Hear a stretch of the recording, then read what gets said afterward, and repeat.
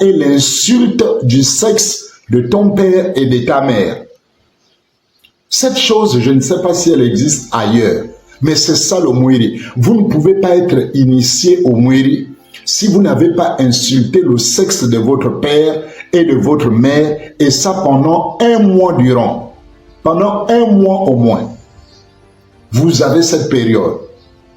Vous avez un mois, les initiations qui durent 3 mois. Vous avez un mois où du 1er au 30, matin, midi, soir, vous devez insulter votre mère, vous devez insulter votre père. La violation de l'autorité, n'est-ce pas, la rébellion contre l'autorité parentale. Ça attire la malédiction. Shalom à vous, j'espère que vous allez bien. Alors, écoutons ce témoignage révélant les mystères de nos soi-disant traditions africaines, dont beaucoup prônent, disons, le retour aux traditions africaines ou aux sources africaines. Alors, écoutons ce témoignage et retrouvons-nous juste après. Mais qu'est-ce qui se passe dans le Mwiri? Dans le Mwiri, la première chose vers laquelle on va vous entraîner, c'est la violation, la rébellion contre cette autorité. Comment ça se passe? Il se passe qu'il faut répartir au commencement. Le principe du Mwiri, le commencement du rite du Mwiri, le début du Mwiri, tout ce qui est la genèse du Mwiri commence par la rébellion face à l'autorité parentale. Il est question d'un neveu qui refuse de reconnaître l'autorité parentale de son oncle, qui refuse de respecter l'autorité parentale de son oncle et qui va jusqu'à abuser, on va dire, qui va jusqu'à séduire et entretenir une relation sexuelle, une relation intime avec la femme de son oncle. Donc, nous avons ici déjà la première trace de la rébellion parentale de l'autorité, la rébellion contre l'autorité parentale. Mais lorsque il est question de vous faire initier au Mwiri, on va vous amener automatiquement à exercer cette rébellion. Qu'est-ce qu'on va vous demander de faire? On va vous demander de faire venir votre mère ou votre père, et votre père en tout cas de toute autorité parentale, et vous allez vous mettre à l'insulter copieusement. Ça, nous le rappelons parce que nous savons que nos conférences, souvent nous les faisons, et les gens écoutent et ça passe, et c'est souvent après beaucoup de temps que les gens se rendent compte, parce que bien sûr, on est dans la société des buzz, les gens aiment des trucs qui bling bling, et puis ben voilà. Mais il y a plus grave que ce que les gens aiment qui se passe ici dans ce pays. Et donc, l'enfant est amené à insulter copieusement son père et sa mère. L'enfant est amené copieuse à insulter son père et sa mère. Et pour le tromper, pour le séduire, pour lui faire croire que c'est normal. Voyez, vous pouvez vérifier dans le monde entier. Chers compatriotes, vous pouvez vérifier dans le monde entier. Il est rare de trouver une spiritualité dont le fondement est l'insulte du sexe de ton père et de ta mère. Cette chose, je ne sais pas si elle existe ailleurs, mais c'est ça le Mwiri. Vous ne pouvez pas être initié au Mwiri si vous n'avez pas insulté le sexe de votre père et de votre mère, et ça pendant un mois durant. Pendant un mois au moins. Vous avez cette période. Vous avez un mois, les initiations qui durent 3 mois. Vous avez un mois où du 1er au 30, matin, midi, soir, vous devez insulter votre mère, vous devez insulter votre père. La violation de l'autorité, n'est-ce pas, la rébellion contre l'autorité parentale. Ça attire la malédiction. Et pour vous tromper, pour bien vous tromper, on vous donne l'autorisation même d'insulter le Mwiri. Or, si vous suivez nos conférences, vous allez vous rendre compte que en réalité, le Mwiri n'est qu'une marionnette. Le Mwiri en lui-même, en tant qu'entité, n'existe pas. Le Mwiri est une marionnette qui est pilotée par des maîtres marionnettistes, donc les sorciers du village. C'est ce qu'il faut comprendre. Et donc, en réalité, quand il y a une marionnette qu'on fait jouer, on tire les ficelles pour la faire jouer devant vous, et qu'on vous demande d'insulter la marionnette, vous comprenez très bien que insulter la marionnette, ça ne colle personne. Donc, insulter le Mwiri, en réalité, c'est insulter une marionnette. Parce que derrière, tu n'insultes pas, n'est-ce pas, celui qui tire les ficelles, puisque tu ne le vois pas. Donc, vous voyez la tromperie qui est faite, c'est que il y a un maître qui tire les ficelles et qui fait jouer la marionnette et qui te donne l'autorisation d'insulter la marionnette, qui n'est qu'un objet, qui n'a aucune conscience, qui n'a aucune vie, qui n'a aucune émotion, qui n'a aucune autorité spirituelle. Et maintenant, pour te convaincre de rentrer dans la rébellion parentale, on te dit, tu as vu, tu viens d'insulter le Mwiri, donc en réalité qui est la marionnette. Alors, si tu as insulté le Mwiri, tu as insulté l'entité. Donc, on a conféré au Mwiri la qualité d'une entité spirituelle. Alors, en réalité, dans la pratique, le Mwiri n'est qu'une marionnette qui est gérée par des sorciers. Donc, vous voyez. Donc, on te permet d'insulter la marionnette et ensuite on te dit, de la même manière que tu as insulté la marionnette, insulte maintenant ton propre père et ta mère. Et ça pendant 1 an, plutôt 1 mois.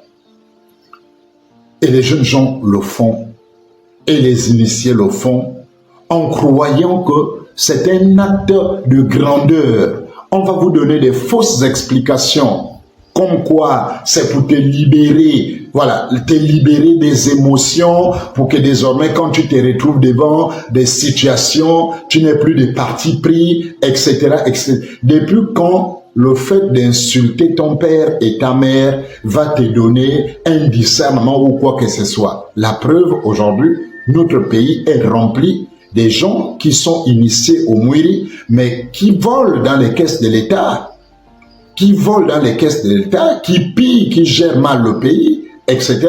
Ces cas existent, ces situations existent. Des gens qui sont initiés dans le Mwiri et dont les noms sont cités dans les crimes rituels, ça existe.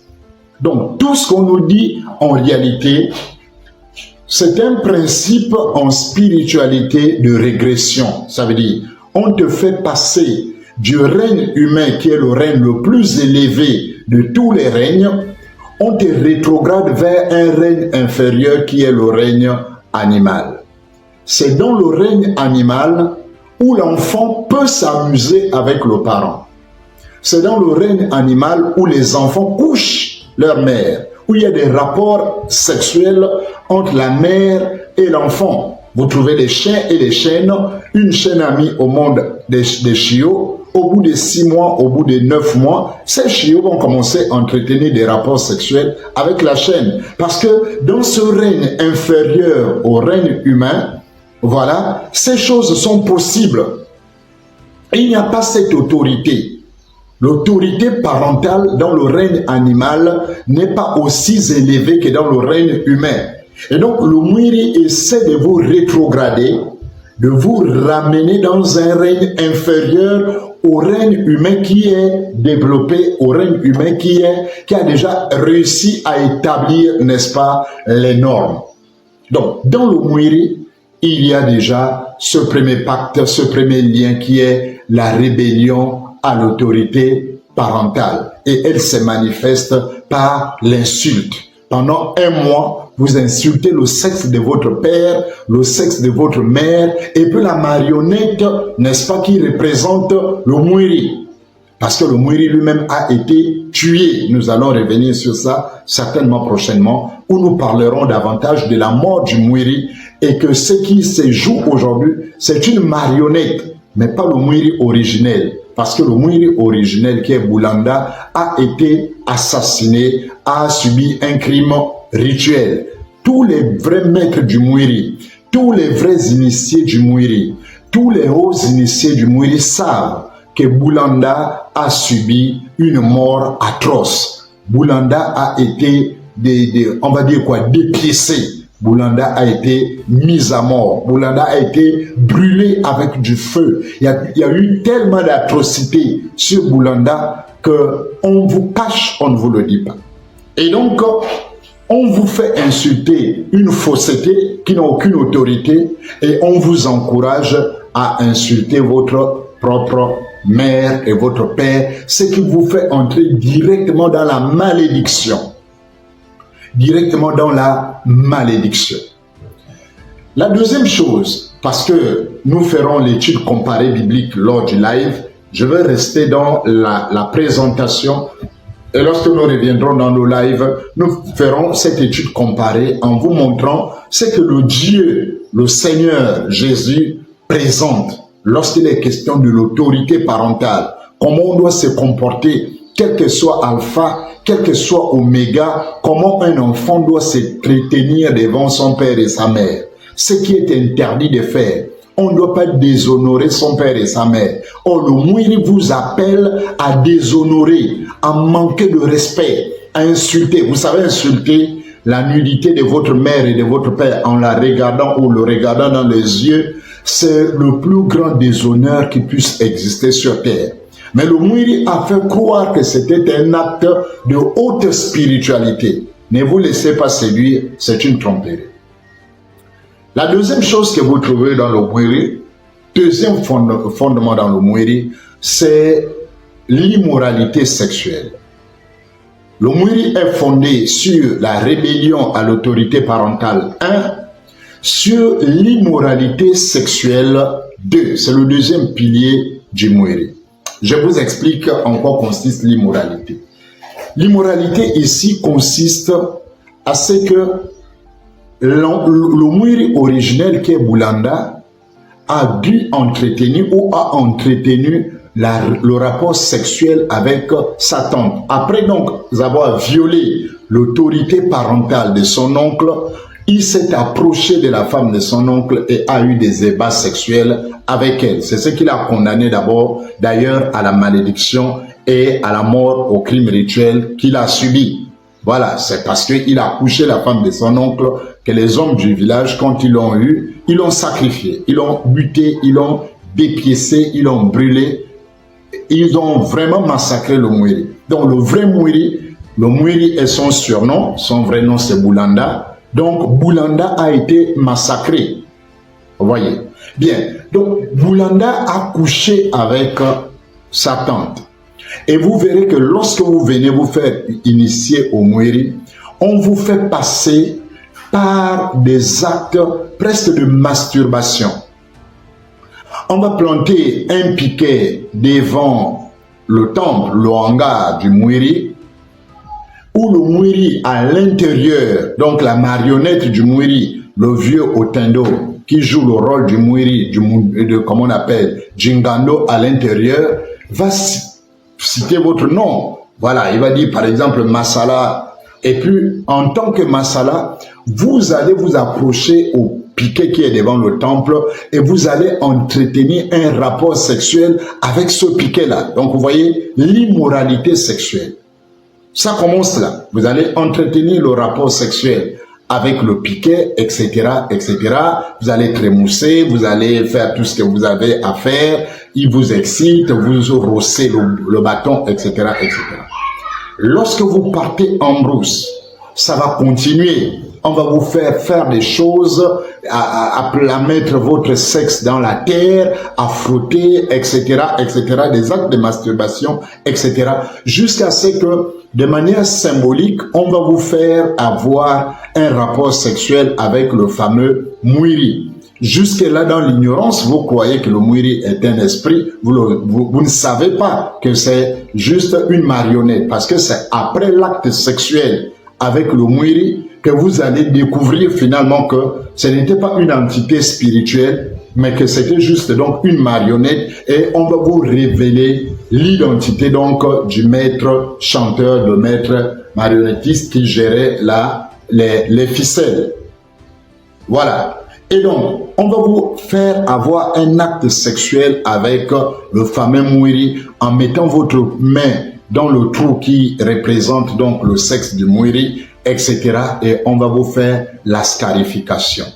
Lorsque vous terminez avec toutes les brimades, à la fin, le Mwiri vous envoie chercher une jeune femme dans la rue sur qui vous devez déverser la malédiction, mais de manière sexuelle. Une fille avec qui vous devez entretenir des rapports sexuels et que vous allez déverser la malédiction. Donc, au sortir de votre initiation, une jeune fille doit être sacrifiée, elle doit être maudite. Et le mécanisme par lequel cette malédiction doit être transmise à cette jeune fille, c'est le rapport sexuel. Et donc, tout initié au Mwiri commence déjà par le rapport sexuel avec le piquet qui est planté devant le hangar. Ensuite, tout le rapport à l'intérieur, dans la forêt plutôt, avec le Mwiri lui-même, qui n'est qu'une marionnette, mais on va créer un symbolisme spirituel de rapport sexuel avec le Mwiri. Vous allez la voir, ce rapport, fameux rapport sexuel avec le Mwiri, donc vous voyez l'immoralité sexuelle. Et quand vous sortirez de là, le Mwiri, qui est le norme des valeurs, va vous envoyer vers la débauche, vers l'adultère. Si vous venez vous faire initier étant déjà marié, vous devez automatiquement commettre un adultère parce qu'il est strictement interdit de sortir du Mwiri et d'entretenir de rapports sexuels avec votre propre femme. C'est strictement interdit. Donc vous devez automatiquement commettre un adultère recommandé par le Mwiri. Est-ce que vous voyez la dangerosité de l'animal? La dangerosité de cette bête spirituelle, de cet esprit malveillant, de cette, n'est-ce pas, spiritualité démoniaque. Ça veut dire, vous êtes un homme marié, vous n'avez jamais connu l'adultère, vous avez peut-être une bonne éducation ou vous êtes resté fidèle à votre épouse. Le jour où vous faites initier au Mwiri, au sortir de la forêt, vous devez apprendre à être infidèle à votre épouse. Vous devez le faire. C'est question de vie ou de mort. Si vous ne le faites pas, il y aura des retombées sur vous qui pourront vous conduire à la mort. Voici une spiritualité qui vous impose à devenir adultère. Et vous allez chercher une femme dans la rue, vous allez coucher avec elle et vous allez déverser la malédiction. Votre rapport sexuel est incantatoire. Pendant que vous avez des rapports sexuels, il y a des incantations, il y a des pensées, des désirs, des souhaits que vous devez émettre pour vous libérer de la malédiction et la transférer sur la femme. Donc vous voyez, ici le Mwiri est fondé comme a pour deuxième pilier l'immoralité sexuelle. Et donc c'est pas étonnant qu'au sortir de là, vous retrouvez beaucoup de gars de Mwiri là, leurs épouses ne peuvent peut-être pas parler parce que c'est intime, mais beaucoup des hommes de Mwiri ont des problèmes avec les couches de nuit. Et ils ont ce qu'on appelle les femmes de nuit. Leurs femmes souffrent de ce qu'on appelle les maris de nuit. Parce qu'il y a un pacte mystique avec les démons de l'immoralité. C'est que la Bible déconseille. La Bible déconseille l'immoralité et appelle donc à la fidélité, à l'amour de son conjoint et de sa conjointe. Le troisième pilier dans le Mwiri, c'est le crime, la tuerie. Le Mwiri a été tué, comme je vous ai dit. Boulanda a été tué. C'est ce qu'ils appellent les grands secrets des rites. Des secrets qui ne doivent pas être divulgués, qui ne doivent pas être donnés aux non-initiés. C'est ça. Boulanda a été tué. Boulanda a été sacrifié. Boulanda a été dépecé. Boulanda a été brûlé, etc. Boulanda a subi toutes ces atrocités-là de la part, n'est-ce pas, des hommes qui aujourd'hui représentent le Mwiri. Ils l'ont massacré. Et donc, le crime que nous appelons crime rituel dans notre société a déjà un fondement. Pour ceux qui disent, montrez-nous une société dans nos traditions où le crime rituel est pratiqué. La société initiatique Mwiri a commencé par un crime rituel. A commencé par un crime rituel. Dans les origines du Mwiri, Boulanda a été sacrifié. Mais avant que Boulanda ne soit sacrifié, c'est un pygmée qui a été sacrifié. Monjo a été donné en sacrifice. Donc, quand les gens demandent, donnez-nous un rite. Aujourd'hui, la Ligue chrétienne anti-animisme relève ce défi. Le pygmée Monjo a été sacrifié. Dans le Mwiri, Monjo, le pygmée, a été sacrifié. Donc, dans le Mwiri, on fait des crimes rituels. Monjo a été sacrifié. Le pygmée. Ensuite, Boulanda lui-même, que eux ils appellent le Mwiri, lui-même n'a jamais survécu. Ça veut dire, ils l'ont éliminé, ils ont fait le crime rituel sur lui, et ils sont arrivés derrière pour dire, bon, en fait, il est reparti en brousse, et désormais, il viendra à notre appel. Quand on va l'appeler, il viendra, mais vous ne pouvez pas le voir. Il n'y a que nous qui pouvons le voir. Qu'est-ce qui se passe en réalité? Ce qui se passe en réalité, c'est que c'est une, on va dire quoi, comment on appelle, la troupe. C'est une troupe de théâtre qui joue le Mwiri. Ça veut dire, il y a des acteurs qui jouent le rôle des batteurs de tam-tam. Il y a des acteurs qui jouent le rôle du perroquet, donc le mundunga. Il y a ceux qui jouent donc le rôle des batteurs, les makanda, ceux qui jouent le rôle donc des grenouilles. Donc c'est des makanda, c'est des hommes, c'est des jeunes gens qui jouent au tam-tam. Et puis ceux qui jouent le rôle de Mwiri lui-même, donc qu'on appelle le ngando. Donc sur tous ces éléments-là, c'est des acteurs. Si vous venez aujourd'hui sur notre live, à 20h30 sur la page de la Ligue chrétienne anti-animisme, vous allez entendre les témoignages concrets des initiés qui vous expliquent comment ils jouaient le rôle. Ce qui étaient les Mundunga, ils vont vous expliquer ce qui étaient les Makanda, etc., etc. Nous ne disons pas des choses pour dire, nous disons des choses que nous avons vécues et qu'aucun initié au Mwiri ne peut démentir. Ils ne peuvent pas démentir, ils sont tenus par le secret. En fait, ce qui les dérange, c'est que Jésus nous a libérés et désormais nous avons la capacité de parler de ces choses ouvertement. Ils sont dérangés. Le seul argument qu'ils vont avoir, c'est de vous dire, mais c'est des histoires qu'ils racontent, ça on les a escroqués, ceux qui les ont initiés ont menti, la vérité c'est pas celle-là. Pourquoi? Ils vont se réfugier derrière le fameux secret. Mais nous, on ne peut pas parler parce qu'on ne parle pas de ces choses aux profanes. Vous voyez, c'est l'échappatoire. C'est l'échappatoire. Donc, dans le Mwiri, il y a des crimes rituels. Il y a des crimes rituels. Et il y a une expression consacrée qu'on dit que le Mwiri a avalé. Cette expression renvoie à une double réalité. La première réalité, elle est symbolique. La première réalité, elle est symbolique au sens que, après le rapport sexuel avec le Mwiri, le rapport symbolique, le passage dans les 4 nzanga, n'est-ce pas, de la forêt, marque la progression, n'est-ce pas, dans ce qu'on appelle dans le ventre du Mwiri.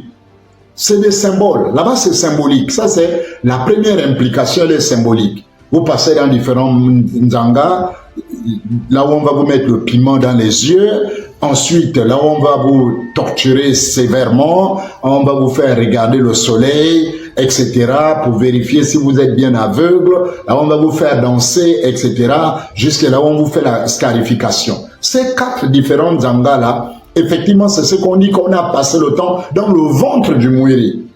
C'est ça c'est la dimension, on va dire quoi, spirituelle ou quoi, le mot m'échappe, la dimension symbolique. Maintenant, la deuxième dimension qui est physique, qui est pratique, quand on dit que le Mwiri a avalé, c'est exactement le crime rituel. Tout le monde le sait. Et quand tu es avalé, en réalité, nous on l'a expliqué dans l'une de nos vidéos, où on a expliqué que pendant qu'on te scarifie, après la scarification, le Mwiri demande toujours, ça veut dire c'est lui qui joue le rôle du Mwiri là, qui a un poignard. Demandez à tous qui sont déjà initiés au Mwiri, si quand ils ont vu le ngando là, quand il leur a été présenté, demandez-leur s'ils l'ont pas vu avec un couteau à la main, un douk ancien, demandez-leur. Parce que c'est avec ce poignard là qu'il massacre. Ça veut dire, il demande toujours, en tenant le poignard à la main, il demande toujours à l'Assemblée, est-ce que je l'avale? Ça veut dire, c'est une expression de code pour demander, est-ce que je le sacrifie? Il arrive que la communauté des sorciers là réponde oui, sacrifie-le. Ça existe dans le Mwiri. Il ne peut pas nier ça. Et lorsqu'on lui dit de sacrifier, c'est là où il vous plante le couteau au cou. Il vous tranche la jugulaire. Et maintenant, eux, ils se mettent à chanter Esavaka. Ça, c'est dans le Mwiri au Gabon. Là, on n'est pas dans les rêves. On n'est pas dans un mythe. On n'est pas dans un récit qu'on veut tricoter, non. Là, on est dans la pratique. Pendant qu'on chante Esavaka, on joue au tambour, au tam-tam et tout le reste. C'est en ce moment qu'on vous dépaisse. Ça, c'est le cas de crime rituel lorsqu'on dit le Mwiri a avalé et que l'enfant ne revient plus jamais au village. Demandez dans nos cultures, allez demander aux plus anciens si ça existait. Est-ce qu'il y a eu des enfants à votre époque? Aujourd'hui, on dit de moins en moins. Pourquoi? Mais parce que pendant la coloniale, les Blancs les ont traqués. Les Blancs les ont envoyés en prison. On a tué plusieurs d'entre eux pour ces crimes-là. C'est pourquoi ça a baissé et c'est à partir de ce moment que le coq est rentré en jeu. Mais avant que le coq ne rentre en jeu, c'était lui-même qui était immolé, sacrifié dans le Mwiri. Donc, un rite initiatique du Gabon dans lequel on fait les crimes rituels, le Mwiri bien sûr. Bien sûr, mesdames et messieurs, bien sûr. Et aujourd'hui, nous on ne peut pas dire que ça ne se fait plus, puisqu'ils le font parfois dans des coins reculés où il n'y a aucune gendarmerie, il n'y a aucune police, etc., etc. Puisqu'il y a des gens parfois qui quittent leur province et qui vont dans d'autres provinces pour se faire initier, ils sont accompagnés de personnes, ils n'ont aucun parent. Si on te tue là-bas, tu es porté disparu, simplement te cherche à Libreville. Il y a des gens qui partent de Libreville pour aller se faire initier dans l'Angounier. Il n'avertit à personne, il va seul. Mais si les gars te sacrifient, ils te font le crime rituel, ils t'enterrent, on te cherche à Libreville. On va constater que tu es porté disparu, on met les affiches à Libreville jusqu'à ce qu'on se fatigue, on te trouve, on dit bon, porté disparu. Mais en réalité, tu as été dépecé dans le Mwiri, dans l'Angounier ou dans le Gouelelo. Voilà la vérité. Voilà la vérité. Voilà la vérité sur certains cas de disparition qu'on ne retrouve jamais les corps. C'est parfois lié à ces initiations clandestines que les uns les autres vont faire. Ça, c'est pour le crime. Et donc, on tue et on avance. On va vous raconter, les anciens vont vous raconter qu'on mangeait les viscères. Les anciens mangeaient les viscères. On utilisait la peau humaine, la peau de la victime pour faire les tam-tams. Les crimes rituels, ça a toujours existé. Donc ça, ce sont les trois piliers du Mwiri. Parce que nous vous parlons maintenant du lien avec le Bouti. Vous allez voir. Le Bouti, quant à lui, quand vous prenez les piliers, vous allez trouver presque les mêmes éléments. C'est pourquoi ils sont complémentaires. Voilà pourquoi ils ne s'attaquent pas. Voilà pourquoi il n'y a pas de conflit entre eux. Parce qu'ils ont presque les mêmes pratiques et surtout que le Mwiri, en fait, protège, on va dire quoi, cautionne, donne le cutus social au Bouti. Dans le Mwiri, vous allez trouver quoi? Au commencement du Mwiri se trouve le crâne et le sacrifice humain, là aussi. Demandez à tous les initiés au Mwiri, au Bouti plutôt. Le crâne, la place du crâne humain dans le Bouti, c'est depuis ses origines. C'est depuis ses origines, la place du crâne humain dans le Bouti. Demandez-leur, la femme qui a découvert le Bouti en premier, cette dame qui a repêché le crâne, comment est-elle morte? Demandez au maître boutiste. C'est une femme honnête. Elle a été sacrifiée par son propre mari pour s'approprier le Bouti. Elle a été sacrifiée par son propre mari parce que le Bouti à l'origine est féminin. Le Bouti à l'origine est féminin. C'est une femme qui découvre le Bouti. C'est une femme qui découvre le crâne. Le Bouti étant le crâne. Mais comment il passe de l'homme, de la femme donc à l'homme? Est-ce que c'est un don? Est-ce que la femme a dit, bon, tiens, prends, c'est désormais pour toi? Non, mesdames et messieurs. Le mari a espionné sa femme et il a découvert que sa femme avait un pouvoir mystique caché. Et quand il a suivi, il a découvert que sa femme entretenait donc en cachette ce crâne. Et il va sacrifier cette femme pour maintenant devenir le nouveau maître du crâne. Et donc le crâne dans le bouddhisme se nourrit du sang. Le sang en question, c'est le sang de quoi? Quand il vous raconte le sang de coq, etc., etc., le sang de coq, ça c'est ce qui est visible, ça c'est ce qui est connu de tous. Ça c'est ce qu'on peut présenter même aux profanes. Mais le premier crâne a été arrosé par le sang de la femme qui a découvert le bouddhisme elle-même. Vous trouverez le même crâne. Vous trouvez dans le Misoko, ils ont ce qu'ils appellent le dika. Demandez-leur le dika vient d'où? C'est quoi l'origine de l'Edika? Demandez-leur le secret de l'Edika. Pourquoi les femmes ne mangent pas le dika? Pourquoi ils ne font pas manger le dika aux femmes initiées au bouddhisme? Pourquoi on le fait manger qu'aux hommes? Parce que le dika de départ, la viande qui était là-dedans, était, n'est-ce pas, une femme, une jeune fille. Oui, c'était Dibenga. Dibenga a été sacrifié. Donc, pour ceux qui disent quels sont les rites du Gabon, etc., mais le Bouti aussi fait des crimes rituels. C'est la vérité. Ces maîtres du départ ont fait ces crimes-là. Leurs enfants aujourd'hui qui continuent ont forcément connaissance de cette technologie. Vous trouvez le crâne. Vous trouvez la profanation des tombes.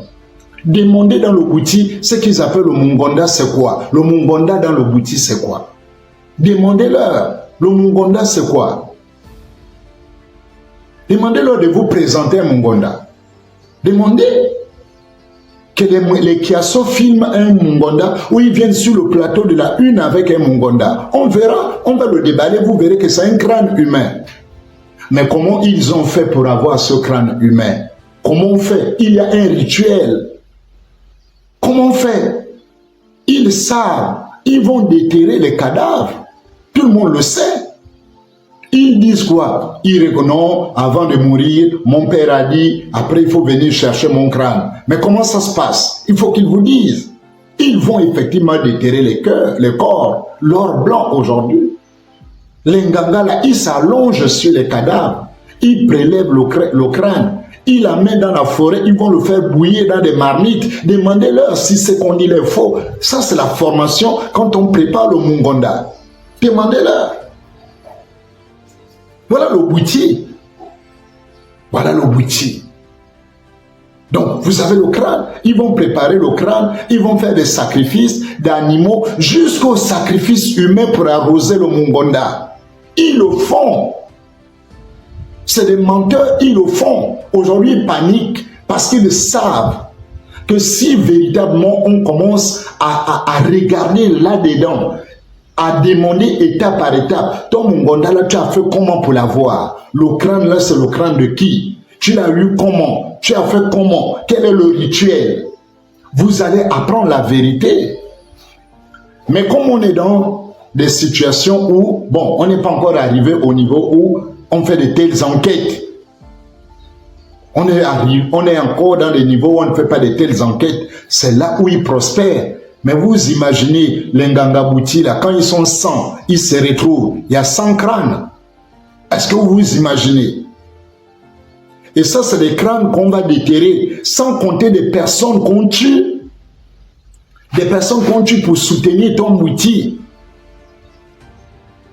Vous avez écouté le Nganga présidentiel le dire à la télé que lui-même a failli être sacrifié pour être mis dans le poteau du Bouti. Ça veut dire dans le poteau du Bouti, on sacrifie toujours une personne. Donc quand les gens disent c'est dans quelle tradition? Dans le Bouti, tu ne peux pas avoir un temple de Bouti avec un poteau central si tu n'as pas sacrifié quelqu'un pour le mettre là-dedans. C'est impossible, c'est un crime.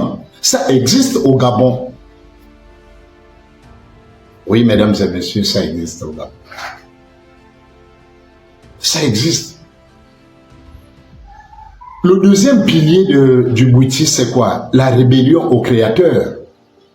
La rébellion à Dieu. Ils adorent la créature au lieu du Créateur qui est éternellement béni.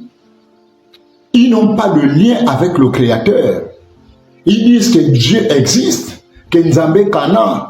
Tantôt ils disent ça, tantôt vous entendez que Dieu c'est une invention des hommes. Parce qu'en réalité, ils n'ont aucun contact avec Nzambe Kana. Ils ne savent pas comment on parle en Nzambe Kana. Ils ne savent pas comment on l'adore, comment on l'invoque. Nzambe Kana est trop loin pour eux. Et donc, ils ont substitué Dieu par, n'est-ce pas, des intermédiaires. D'où leur attachement aux animaux. Donc, toujours la régression vers le règne animal. Toujours la régression vers le règne animal, tout comme le Mwiri. Vous voyez les liens, les éléments du pacte.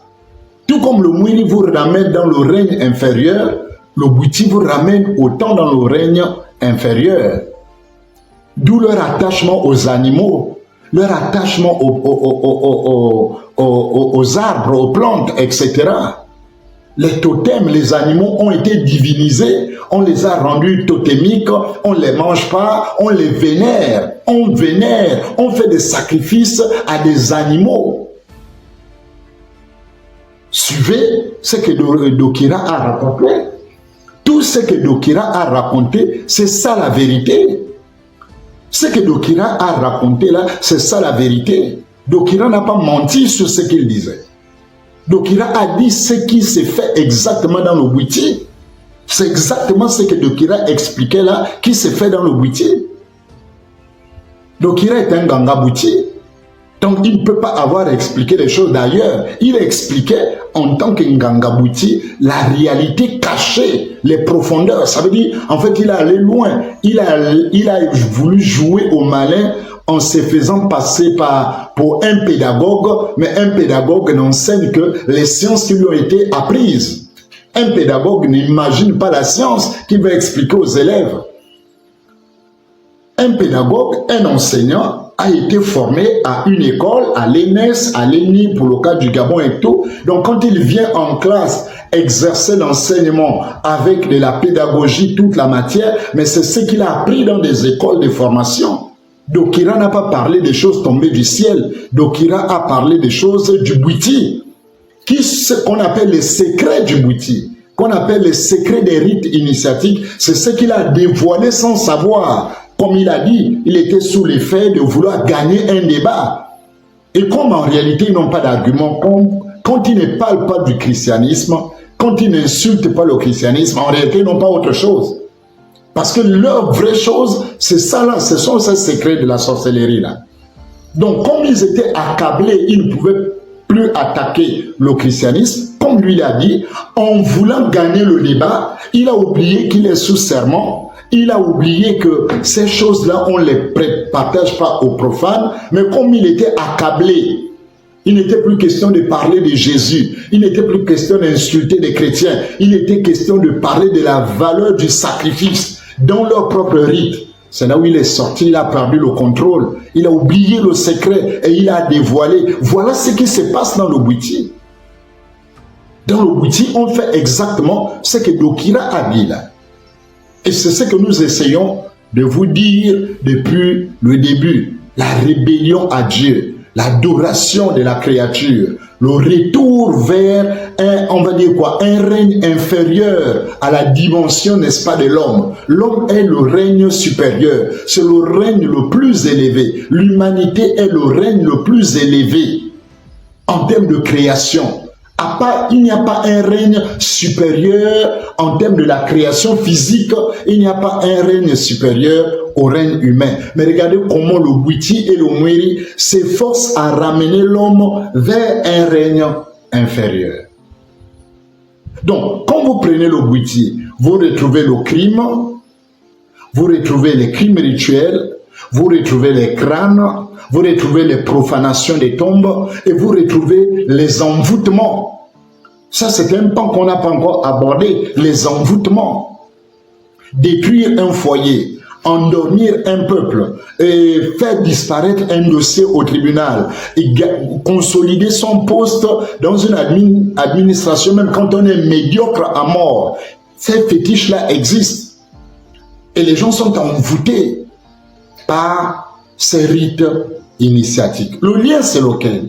Le lien, c'est que vous allez vous rendre compte que si vous voulez gravir les échelons dans le Bwiti pour atteindre un certain grade dans le Bwiti, il vous sera impossible d'avancer si vous n'allez pas d'abord vous faire accepter par le Mwiri, vous faire assermenter par le Mwiri. Donc, le Mwiri est comme une sorte de caution morale au crime des bouddhistes.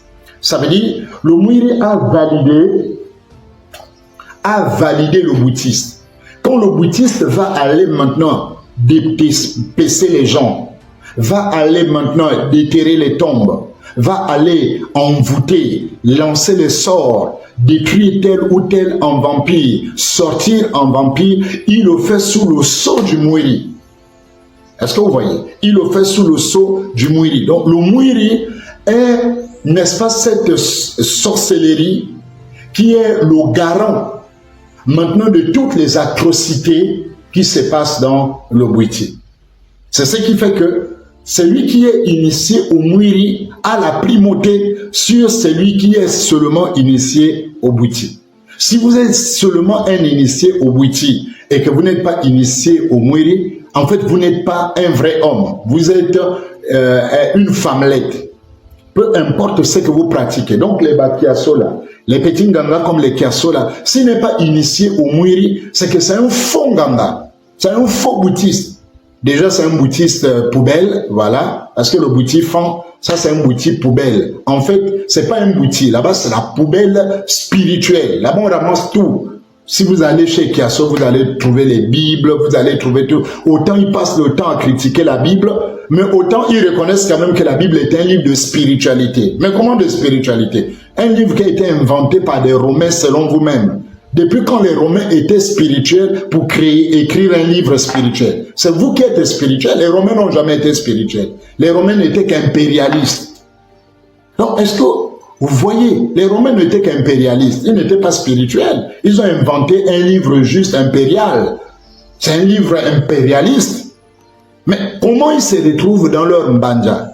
Les chapelets, je ne sais pas là où ils ramassent ça, aussi c'est avec les catholiques, ou c'est eux-mêmes qui les fabriquent, je ne sais pas. Ils ramassent le tout. Vous regardez leur décoration au Gabon, là, ils ont désormais les coris, les histoires des Béninois, les trucs du vaudou, sont maintenant dans le Bwiti, on met maintenant les coris sur les chapeaux et tout. Depuis quand vos grands-parents dans le Bwiti utilisaient ça? Parce que en réalité, c'est la poubelle. Le Bwiti, et même au Gabon, là, est devenu une poubelle. On retrouve un peu de tout. De l'islam, du christianisme, tout est dans le Bwiti aujourd'hui là. Mais à la base, le Bwiti et le Mwiri ont des colonnes vertébrales fondées sur les mêmes éléments. Le crime rituel, la profanation, les tombes, les crânes et la sexualité. Prenez la danse du Bwiti, prenez tout la veillée de Bwiti là. Pendant la veillée de Bwiti, vous avez trois grandes choses qui sont mises en animation. Trois grandes choses. La sexualité.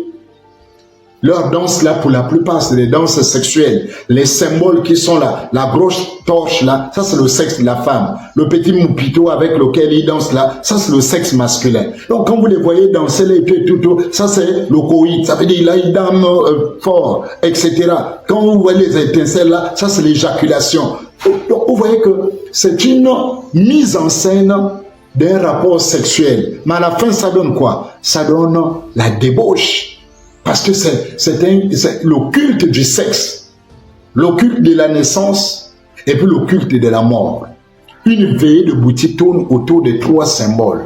Les balais là, c'est ça. C'est le rapport sexuel, un enfant est né, quelqu'un est mort, on va l'enterrer. Donc, que ce soit le Mwiri, que ce soit le Bwiti, vous trouvez ce lien-là, ce que nous appelons un pacte, une alliance où l'un valide l'autre.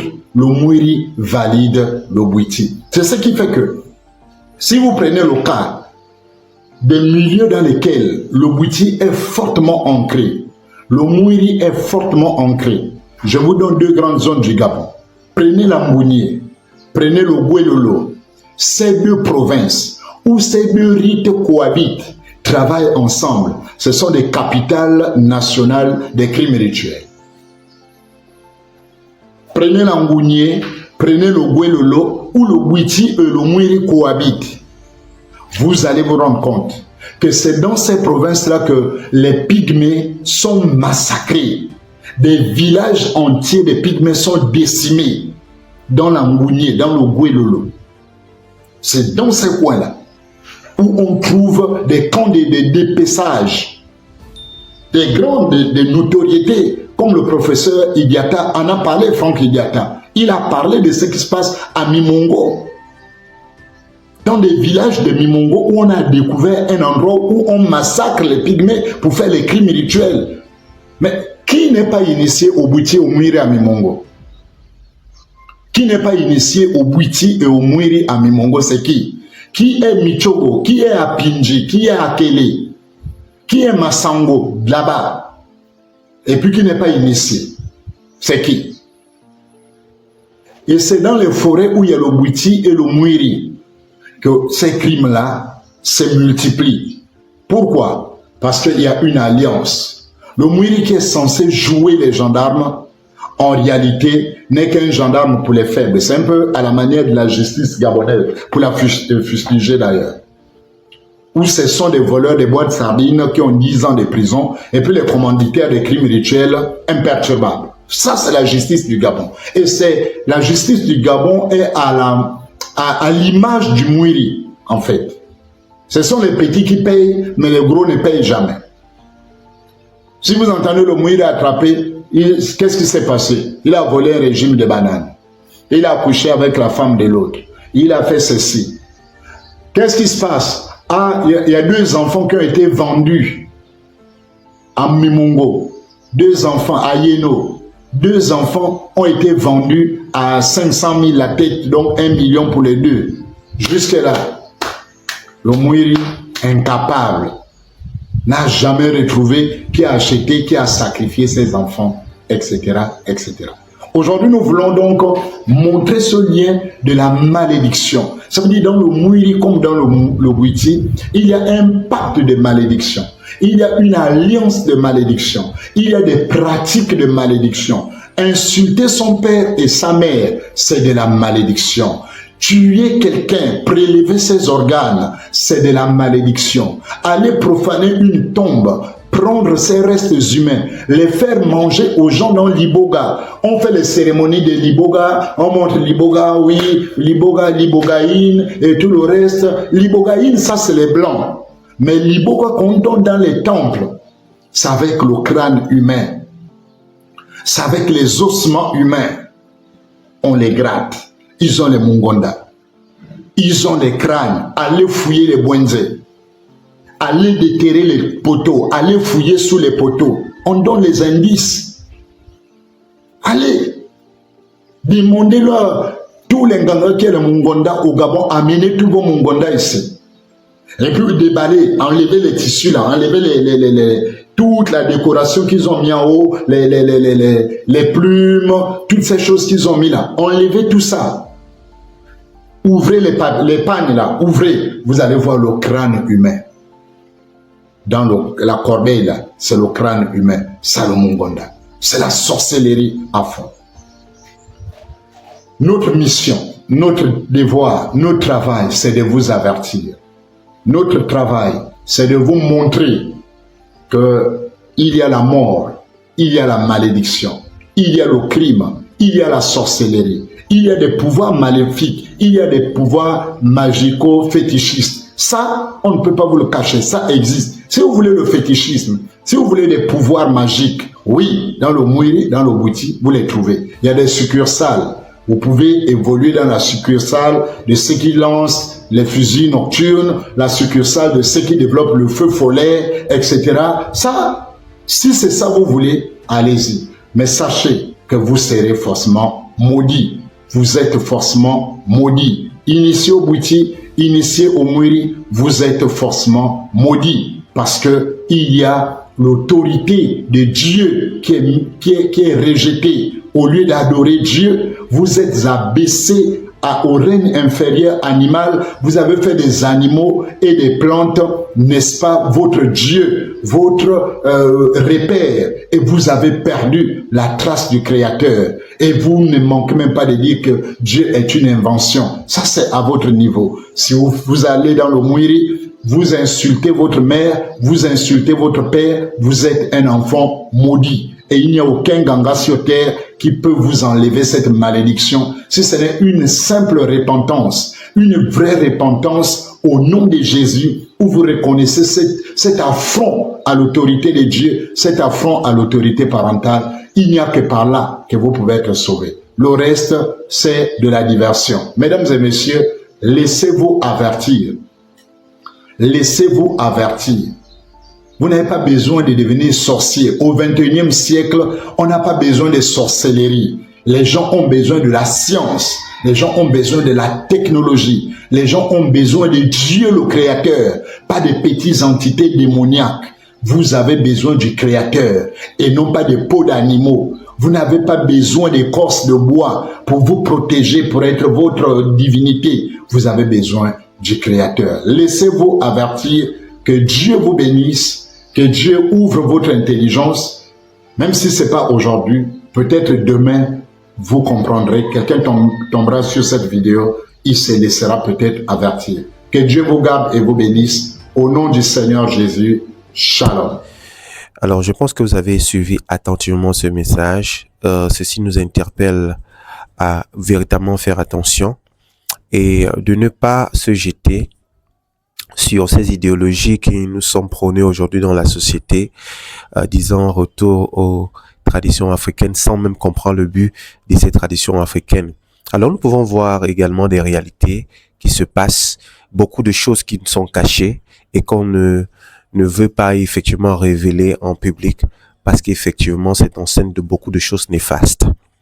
Mais quand il s'agit de la religion chrétienne, ils sont les premiers à s'y jeter, ils sont les premiers à dire comment le christianisme vient des colons, alors que le christianisme ne vient pas des colons. Avant l'arrivée des colons, le christianisme était déjà en Afrique, et particulièrement en Éthiopie, et qui a migré en Égypte, et l'Érythrée et l'actuel Soudan, avant d'émigrer dans d'autres parties du monde. Alors le colon est venu 1500 ans après. Et ce même message du christianisme n'a pas détruit la première nation chrétienne en Afrique qui était l'Éthiopie.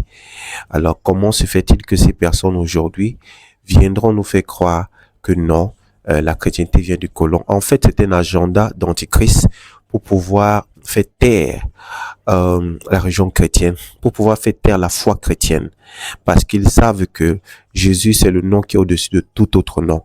Et toutefois que Jésus est impliqué dans une nation, on voit le fruit, les gens viennent à lui, les gens se donnent à lui, et c'est pourquoi ils sont vraiment sans repos. Ils se rassurent que le christianisme soit diffamé, et c'est pourquoi ils se spécialisent à pouvoir cibler les cas isolés, que ce soit des scandales dans l'église et tout ça, pour pouvoir nourrir leurs agendas. Mais il faut que les chrétiens puissent savoir qu'effectivement, le plus grand trésor que nous avons reçu, c'est le Seigneur Jésus-Christ. Et il est venu restaurer la relation entre l'homme et Dieu par son œuvre salvatrice à la croix du Calvaire. Et à travers lui, aujourd'hui, nous sommes sauvés. Nous sommes sauvés juste par son sang. Pourquoi encore se vouer à des pratiques qui n'honorent pas, des pratiques qui sont à huis clos, des pratiques où on a besoin des initiés pour passer le message des entités et autres. Alors, c'est un message vraiment édifiant. Et nous devons véritablement faire attention à tout ce que nous prenons comme tradition africaine. Alors, nous ne sommes pas contre la tradition africaine qui prône le vivre ensemble. Nous sommes plutôt, en tant que chrétiens, parce qu'avant d'être des chrétiens, nous appartenons d'abord à une culture. Nous avons nos traditions à nous. Et la véritable tradition, ce n'est pas de détruire son frère, ce n'est pas d'utiliser son frère pour faire des rituels. Non, la véritable tradition concourt au bien-être de l'homme. Et c'est ça le message du christianisme, l'amour, le pardon, la réconciliation, le salut en Jésus-Christ, le vivre ensemble, aimer son prochain comme soi-même. Et tel est le message que nous avons besoin dans la société. Alors, si vous avez été énormément béni par ce message, n'hésitez pas à nous envoyer un message en commentaire et également nous serons ravis de vous répondre. N'hésitez pas de liker, partager et appuyer juste ou cliquez sur la cloche de notification et vous serez informé aussitôt de nos nouveaux contenus. Que Dieu vous bénisse. Shalom.